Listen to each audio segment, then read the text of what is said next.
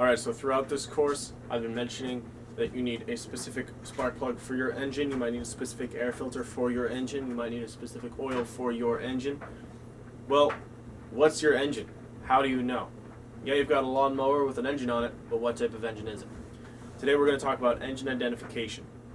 All small gas engines have a model and a serial number. If you look up that serial number, you can figure out what type of engine it is and then figure out what type of spark plug and oil and everything else that you need. In the old school days, it would all be printed in a book and you'd have to figure out your number and then look through the book and then there it is. Nowadays, we just Google it, but first you have to know the number.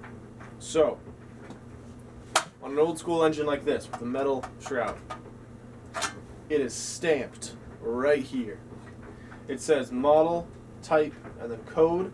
And underneath model it says 98902. Underneath type it says 011001. And under code it says 950-41351. So all you have to do is, well, if you've got it taken apart, you can take this to your computer, or you take a picture of it on your phone, take it to your computer, or you just Google it right then and there on your phone. Once you have that number, you can type it in, look it up, find the spark plug you need, the oil you need, and if you're fixing an engine like this, any of the parts that you need.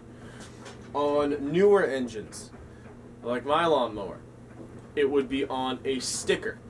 Or what you could also do is on top, it will have the model number, like 7 1/4 EXI, I believe is ours. So you just type that in, and then you can easily find any replacement parts, the oil type, the spark plug type, and anything specific to your engine.